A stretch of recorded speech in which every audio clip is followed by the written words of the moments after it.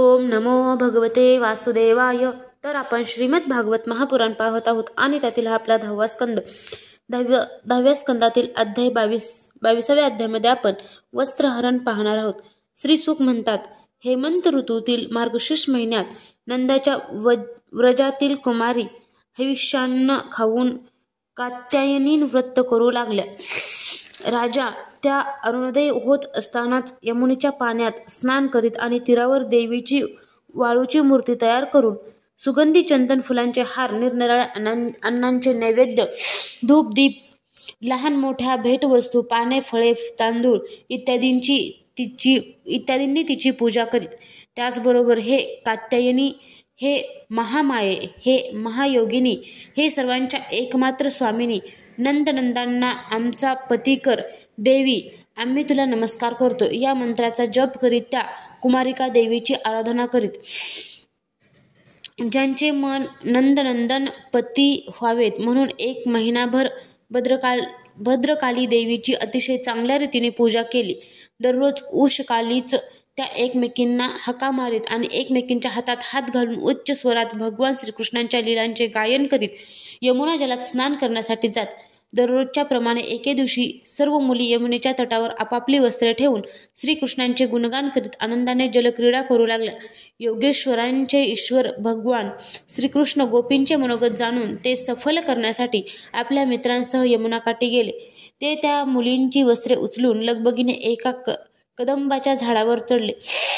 त्यांच्या बरोबरीने गोपाळ खदखद हसू लागले आणि स्वतः श्रीकृष्ण सुद्धा हसत हसत त्यांची थट्टा करीत म्हणाले, कुमारींनो, येथे येऊन तुम्ही आपापली वस्त्रे खुशाल घेऊन जा. मी खरेच सांगतो, कारण व्रत करून तुम्ही खंगलात म्हणून मी तुमची थट्टा नाही करत. मी यापूर्वी कधीच खोटे बोललो नाही, हे माझे मित्र जाणतातच. सुंदरींनो, तुम्ही एकट्या येऊन आपापले वस्त्र घेऊन जा किंवा सगळ्यांजणी एकदम या. भगवंतांची ही थट्टा पाहून गोपींची मने प्रेमाने ओथंबून गेली. त्या लाजल्या आणि एकमेकींकडे पाहून हसू लागल्या, पण पाण्याबाहेर आल्या नाहीत. श्रीकृष्ण जेव्हा असे म्हणाले तेव्हा त्यांनी केलेल्या विनोदाने कुमारींचे चित्त आणखीनच त्यांच्याकडे आकर्षित झाले. थंड पाण्यात गळ्यापर्यंत बुडालेल्या त्यांची शरीरे थंडीने थरथर कापत होती. त्या श्रीकृष्णांना म्हणाल्या, हे प्रिय श्रीकृष्णा, तू असा अन्यायाने वागू नकोस. तू नंदबाबांचा लाडका आहेस हे आम्हाला माहीत आहे. ब्रजवासियांचाही तू लाडका आवडता आहेस. आम्ही थंडीने कुडकुडत आहोत. आमची वस्त्रे देना. हे श्यामसुंदरा, आम्ही तुझ्या दासी आहोत. तू म्हणशील ते आम्ही करू. तुला धर्म चांगला माहीत आहे. आमची वस्त्रे आम्हाला दे, नाहीतर आम्ही नंदबाबांना सांगू. हे श्री भगवान म्हणाले, निरागस असणाऱ्या मुलींनो, तुम्ही स्वतःला माझ्या दासी म्हणवता आणि मी सांगेन ते करू इच्छिता, तर मग येथे येऊन आपापली वस्त्रे घेऊन जा म्हणजे झाले. तेव्हा त्या सर्व कुमारी थंडीने कुडकुडत दोन्ही हातांनी गुप्तांग झाकून यमुनेच्या बाहेर आल्या. त्यावेळी थंडी त्यांना अतिशय सतावित होती. त्यांच्या या शुद्ध भावाने भगवान अतिशय प्रसन्न झाले. त्या आपल्याजवळ आल्याचे पाहून त्यांची वस्त्रे त्यांनी आपल्या खांद्यावर ठेवली आणि प्रसन्नतेने हसत हसत म्हणाले, अगं मुलींनो, तुम्ही व्रतस्थ अवस्थेत विवस्त्र होऊन या पाण्यामध्ये स्नान केलेत. त्यामुळे जलदेवता वरुण आणि यमुना नदी यांची अवहेलना झाली आहे. म्हणून या दोषांचे निवारण करण्यासाठी तुम्ही आपले हात मस्तकावर जोडून लवून त्यांना नमस्कार करा आणि नंतर आपापली वस्त्रे घ्या. हे श्रीकृष्णांचे म्हणणे ऐकून त्या व्रजकुमारींना विवस्त्र होऊन स्नान केल्याने आपल्या व्रतात उणीव राहिली असे वाटले. म्हणून त्यांच्या पूर्ततेसाठी त्यांनी सर्व कर्मांचे साक्षी असणाऱ्या श्रीकृष्णाला नमस्कार केला, कारण पापाचे परिमार्जन करणारे तेच आहेत. भगवान श्रीकृष्ण त्यांनी नमस्कार केलेला पाहून प्रसन्न झाले. त्यांची करुणा येऊन त्यांनी त्यांना वस्त्रे देऊन टाकली. श्रीकृष्ण कुमारींना टोचून बोलले. त्यांनी त्यांना लाज सोडायला लावली, त्यांची थट्टा केली आणि कठपुतल्यांप्रमाणे त्यांना नाचविले. इतकेच काय, त्यांची वस्त्रे सुद्धा हरण केले. तरी सुद्धा त्या त्यांच्यावर रागावल्या नाहीत. उलट प्रियतमांच्या भेटीने प्रसन्नच झाल्या. गोपींनी आपापली वस्त्रे परिधान केली, परंतु श्रीकृष्णांनी त्यांचे चित्त असे हिरावून घेतले होते की त्या तेथून एक पाऊलही पुढे जाऊ शकल्या नाहीत.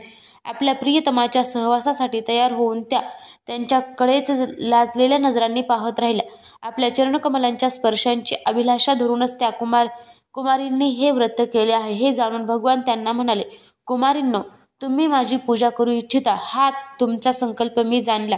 तुमच्या या इच्छेला माझी संमती आहे. तुमचा हा संकल्प पूर्ण होईल.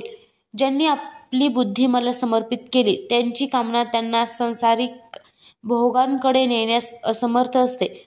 जसे भाजलेले किंवा उकडलेले बी पुन्हा उगवू शकत नाही. म्हणून हे मुलींनो, आता तुम्ही आपापल्या घरी जा. तुमची साधना सिद्ध झाली आहे. पुढे येणाऱ्या शरद ऋतूच्या रात्री तुम्ही माझ्याबरोबर विहार कराल. सतींनो, याच उद्देशाने तुम्ही हे व्रत आणि कात्यायनी देवीची पूजा केली होती ना. श्री सुख म्हणतात, इच्छा पूर्ण झालेल्या त्या कुमारिकां भगवंताच्या आज्ञेने त्यांच्या चरणकमलांचे ध्यान करीत जाण्याची इच्छा नसतानाही कशा बशा व्रजामध्ये गेल्या. एके दिवशी भगवान श्रीकृष्ण बलराम आणि गोपालांसह गायी चारीत वृंदावनापासून खूप दूर गेले.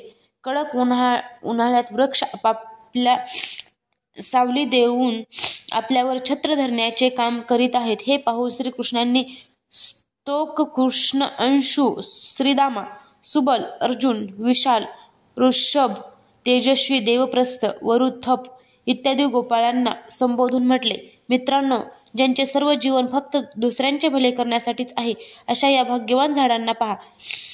ही स्वतः वाऱ्यांचे झोत, पाऊस, ऊन, थंडी असे सर्व काही सहन करीत आपले त्यांच्यापासून रक्षण करतात. यांचे जीवन किती श्रेष्ठ आहेत, कारण यांच्यामुळेच प्राण्यांचा जीवन निर्वाह चालतो. ज्याप्रमाणे एखाद्या सज्जन पुरुषाच्या घरून कोणी याचक रिकाम्या हाताने परत जात नाही, त्याचप्रमाणे या वृक्षाकडून सुद्धा काही न मिळता परत जात नाहीत. हे आपली पाने, फुले, फळे, सावली, मुळे, साली, लाकडे, सुगंध, डिंक, राख, कोळसा, अंकुर आणि पालवी देऊन प्राणीमात्राच्या इच्छा पूर्ण करतात. या जगात प्राण्यांच्या जन्माची सार्थकता यातच आहे की त्यांनी धनाने, बुद्धीने, वाणीने आणि प्राणांनी सुद्धा इतरांचे नेहमी कल्याणच करावे. दोन्ही बाजूंचे वृक्ष पालवी, गुच्छ, फळे, फुले आणि पानांनी लहडलेले होते. त्यांच्या फांद्या जमिनीपर्यंत वाकल्या होत्या. अशा प्रकारे भाषण करीत श्रीकृष्ण त्यांच्या मधून यमुनेच्या काठी आले. राजन, यमुनेचे पाणी अतिशय मधुर, शीतल आणि स्वच्छ होते.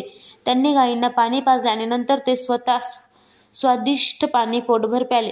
परीक्षिता, ज्यावेळी ते यमुनेच्या काठावरील वनामध्ये मनसोक्तपणे गुरे चारीत होते त्यावेळी भुकेलेले गोपाळ श्रीकृष्ण बलरामांजवळ येऊन म्हणाले. अध्याय 22 समाप्त.